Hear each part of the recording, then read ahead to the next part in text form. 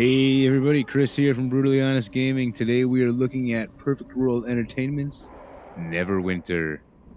Neverwinter is of course the new action role-playing game MMO RPG. It's free to play. It's in open beta. What's it all about?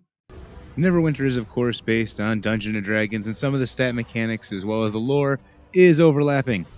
The game starts off with a fairly impressive, albeit fairly lengthy, intro video. I was fairly impressed by the video's graphics for this being a free-to-play game. That initial impression, though, was short-lived. As I was making my character, I couldn't help but wonder, is this 2004? But I'm no graphics whore, so I pressed on. There are 7 different races in this game, each with their own racial abilities, plus one more race supposedly coming soon. There are also currently 5 different classes to choose from, with one on the way as well. Since this is D&D, you are going to choose a little bit of flavor, some backstory from where you're coming from, as well as your character's religion. These choices are merely for fun and flavor and have no effect on gameplay. The gameplay itself actually harkens back to the old hack-and-slash dungeon crawlers of old. The combat is action-based, keeping you always on the move and dodging your opponent's attacks.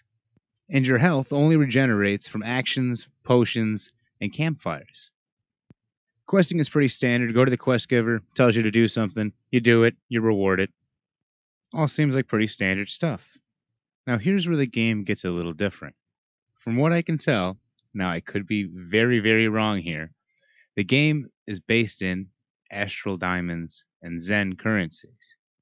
These currencies are used to purchase all sorts of things in the game, as most of you can imagine. Now, a player can get these one of 2 ways.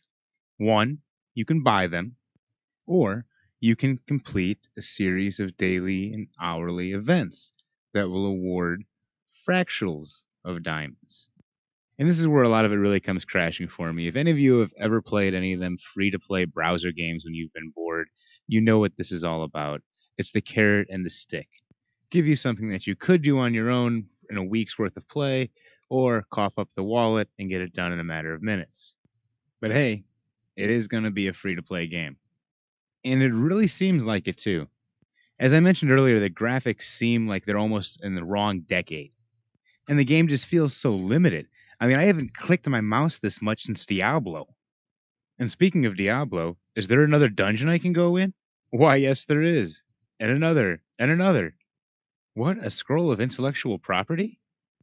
A couple weeks back, I was invited to play in the closed beta, and honestly couldn't do more than a couple of hours in it. The game was really boring. Now, to be fair, the game might get a lot better as you level up, but it was so disengaging I couldn't even get to level 10. They have said that they are fully endorsed by the D&D's now publisher Wizards of the Coast, but I'm not really sure what WotC can do for them.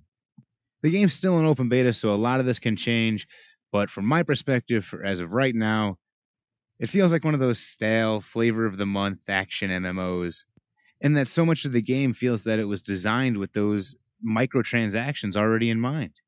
Even from a very early level, you can get the feeling that you're going to need to spend some money in order to play this game properly. And I have no problem paying for quality games. But I do have a problem with the game wanting to nickel and dime me to death. I'm not sure how many of you actually remember the good old arcade days, but there was always that one arcade game that was just designed for you to never get to the next level. You didn't know that at the time. You just kept pumping in the quarter, not knowing there's no way to beat the boss on level 4. The game's designer never cared about your experience as a gamer. He cared about you putting another quarter in the damn slot. And that's kind of how this leaves you feeling.